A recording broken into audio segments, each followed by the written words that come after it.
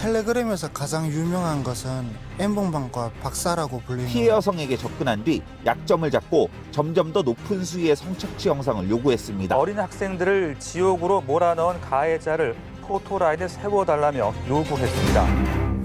예, 그동안 SNS상에서 엽기적인 성범죄를 저질러온 이른바 박사가 경찰에 검거가 됐습니다. 박사하고 또 그와 유사한 범죄를 저지르던 일당 모두 합해서 124명이 검거가 됐는데 이 범행 수법을 보면 잔인하기가 그지없습니다. 미성년자를 포함해서 74명의 여성에게 스폰서 알바를 시켜준다고 미끼를 던집니다.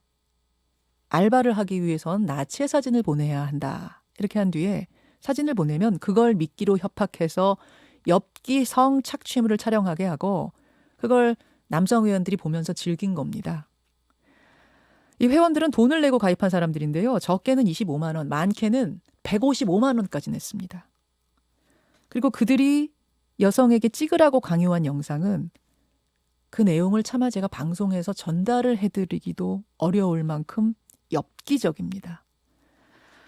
분노한 시민들은 지금 박사와 회원들 신상 공개하라 이런 국민청원에 청원 한 개가 200만 명이 넘었고요. 한 3개 정도가 돌아가는데 다 합하면 400만 명이 넘었습니다.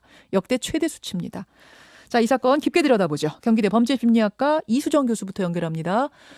이수정 교수님 나와 계세요. 네, 안녕하세요.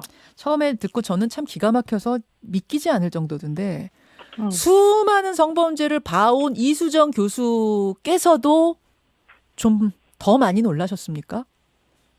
글쎄, 그렇다고 할 수 있죠. 왜냐하면 이게 사실은 일종의 신종 성범죄이기 때문에 짐작은 했지만 이렇게까지 처참한 지경에 이를 줄은 상상하기가 좀 어려웠었죠. 그래요. 우선 경찰이 잡은 그 124명 안에는 박사만 있는 건 아니고 박사방하고 유사한 방들의 관계자가 다 합쳐진 숫자인 거죠? 네, 다라고 얘기를 할 수 있는지는 잘 모르겠지만, 예. 그러나 상당수가, 소위 엠번방이라는 이제 여러 개의 방이 있다는 뜻이거든요, 결국은. 그렇죠. 그런데 이제 가담을 했던 사람들이 꽤 많이 포착이 됐다, 이렇게 이제 봐야 되겠죠. 자, 그 유사한 성착취물, 음란물 유통 방 중에서 가장 악랄한 곳이 여러분 박사방이었던 겁니다. 그리고 그 운영자가 일명 박사였던 건데 하나하나 좀 따져보죠. 어떤 식으로 운영이 됐던 거예요, 이 박사방?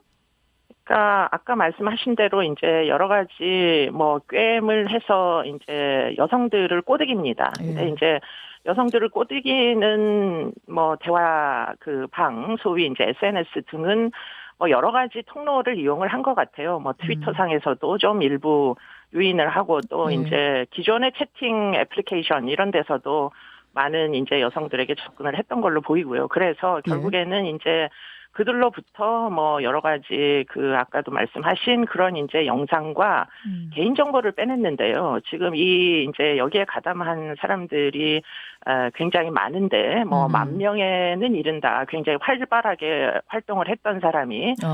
그 중에 2명이 공익요원도 있었다고 그래요. 공익근무 요원 구청 같은 데, 그러니까 주민센터 같은 데서 일하고 구청에서 일하고 이러는. 예.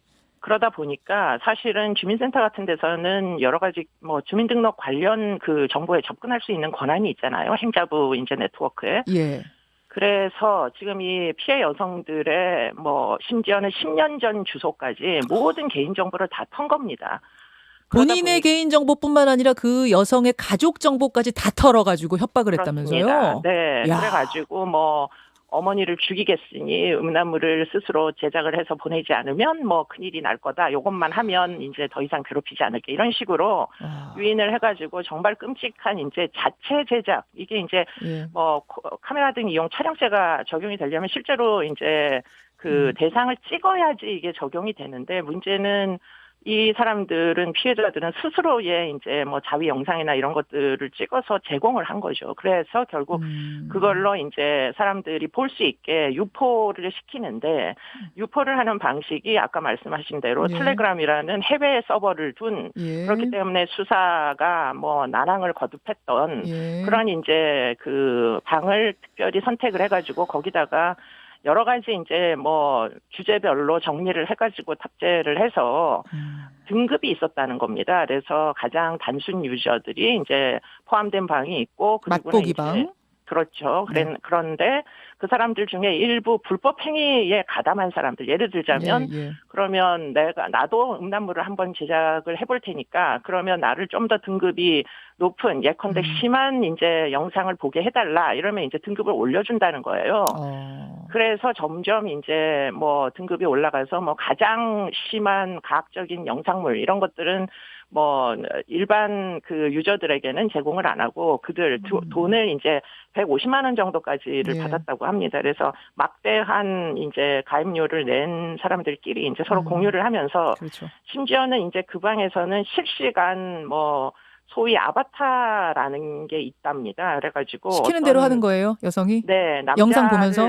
남자를 하나를 보내는 거예요. 어. 그래서 성폭행을 하게 유도를 하고 그리고는 그 성폭행하는 과정을 이제 실시간으로. 보여주는 겁니다. 실시간으로. 그러면서 밑에다가 댓글을 달아가지고 서로 더 이제 가학적인 행위를 하도록 막 이렇게 자극을 하기도 하고 주문을 하기도 하고 이런 이제 행위까지 했다고 지금 알려지고 있거든요.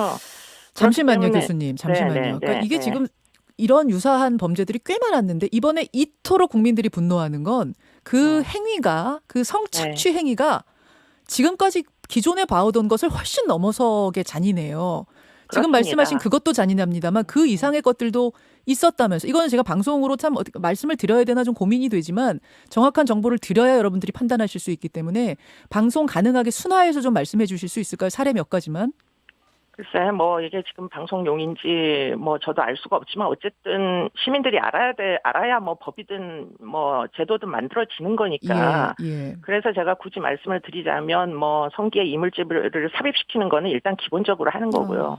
자해 동영상이라고, 뭐, 몸에 칼로 몸을 스스로 긋게 한다거나, 뭐, 이렇게 해가지고서는 거기다가 심지어, 그러한 피해 여성들을 노예라고 불렀답니다. 그래서 거기다가 노예라고 새기게 만든다거나, 뭐, 이런 영상까지 있다는 거예요. 근데 그 자해를 하는 부위도 지금 방송에서 말을 할 수 없을 정도의 그 몸의 신체의 주요 부위를 그렇습니다. 자해하라는 거였다면서요? 바깥에선 도저히 보일 수 없는 은밀한 이제 뭐, 부위에다가 그런 종류의 그 행위를 시키고는 그리고 나서는 인증 영상, 뭐 예컨대 박사가 만든 동영상이다라는 것을 보여줄 수 있을 뭐 그런 이제 유니크한 행위를 해가지고 동영상 안에 포함되도록 그래서 이거는 박사의 지시에 따라서 만들어진 동영상이다라는 것을 유저들은 다 알 수 있게 이렇게 이제 했다는 거예요. 그러니까 뭐 인격체라는 생각은 애당초에 안 했던 것 같고요. 피해자에 대해서. 이 정도가 되니까 여러분 이 정도 내용이 다 알려지면서 지금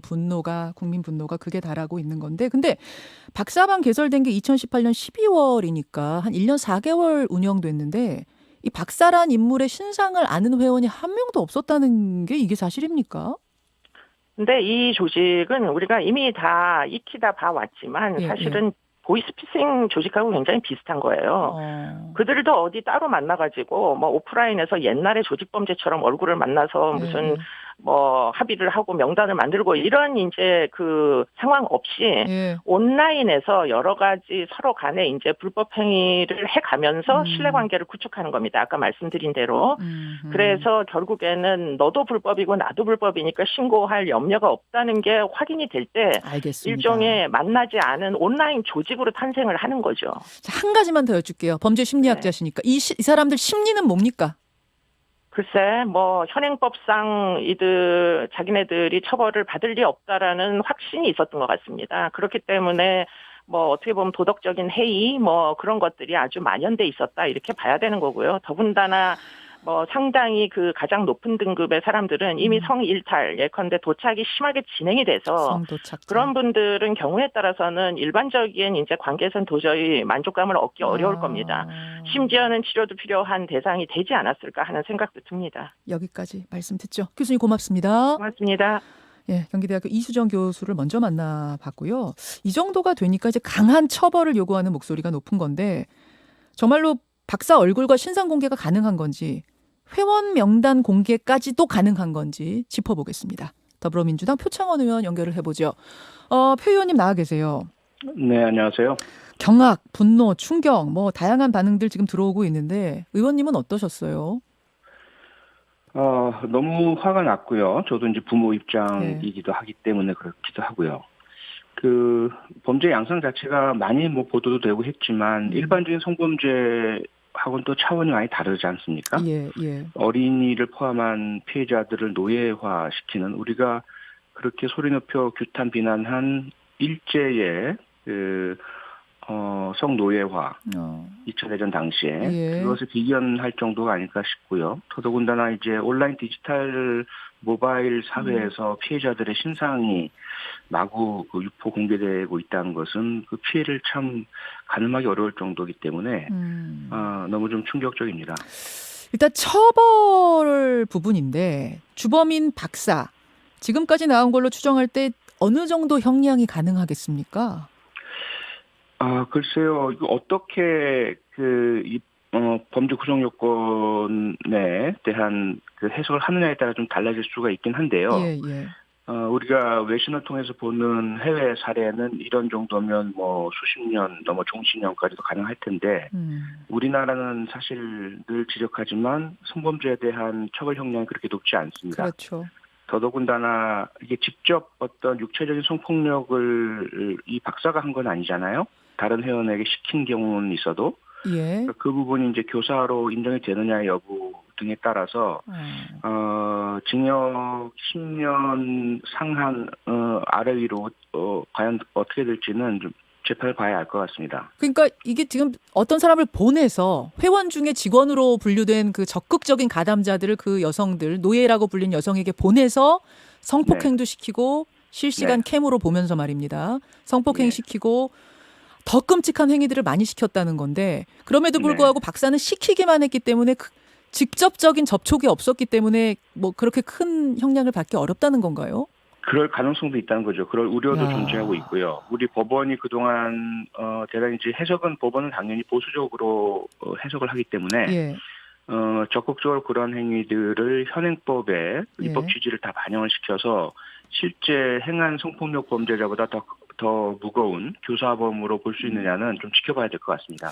그렇다면 회원들이요. 그러니까 무료방에서 맛보기 영상 시청한 그 무료 회원부터 돈 내고 1단 개방, 2단 개방, 3단 개방 이용한 유료 회원들까지 굉장히 많은데 법조항을 제가 좀 보니까 시청만으로는 처벌이 안 되고 제작이나 유포나 소지를 하고 있어야지 처벌이 되더라고요. 네, 맞습니다. 이 1단계, 2단계, 3단계 사람들 이렇게 악랄한 영상을 돈 내고까지 같이 봤는데 시키기까지 했는데 빠져나갈 가능성이 있는 거예요?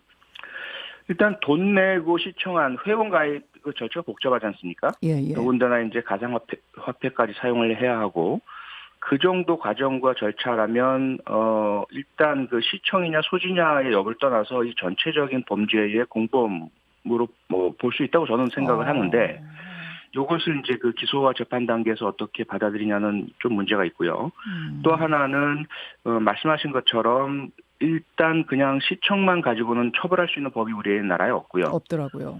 소지라는 형태, 그러니까 다운로드 받아서 자신의 뭐 모바일 기기든 컴퓨터든 타블렛이든 이런 곳에 가지고 있느냐 여부 증거의 확보가 관건이 될 것이고요.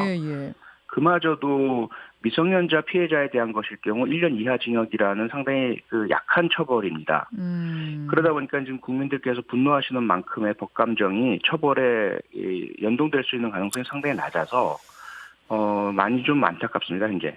그 처벌은 그렇고 신상 공개도 많이들 요구하시는데 이것도 법적으로 따지면 재판 전엔 어려울 거다라는 얘기 나오는데 정말 그런가요? 일단 그 신상 공개가 대부분은 특정 강력범죄 처벌에 관한 법률에 의율되어 있어서 납치, 유인, 살인 뭐 이런 경우들인데 이 예외적으로 성폭력 특별법 제25조의 성폭력 범죄의 경우에 신상 공개를 할 수 있도록 규정을 해두고는 있습니다. 그런데 아직까지 한 번도 신상 공개가 된 적은 없고요. 이 사건을 과연 이 해당되는 성폭력 범죄로 보느냐에 따라서 달라질 것 같은데요. 개인적으로는 어떻게 생각하세요? 저는 된다고 봅니다. 돼야 하고 첫 사례로 신상 공개가 이루어져야 된다고 보고요. 성폭력 범죄의 정의에 보면 아동 대상, 미성년자 대상 간음이나 업무상 위력 간음 또는 추행까지도 해당되는 법조항이거든요. 그러면 이 N번방 사건에 분명히 이런 부분들이 있고요. 알겠습니다. 네, 알겠습니다. 가능하다고 저는 생각을 합니다. 여기까지 입장 확인을 좀 해보죠. 표창원 의원님 고맙습니다. 네, 고맙습니다. 민주당 표창원 의원이었습니다. 김현정의 뉴스쇼는 청취자 여러분의 참여로 이루어집니다. 트위터, 페이스북, 레인보우 게시판, 그리고 단문 50원, 장문 100원의 유료 문자 샵 1212, 우물정 1212 통해 참여하실 수 있습니다. 김현정의 뉴스쇼, 여러분과 함께 만듭니다.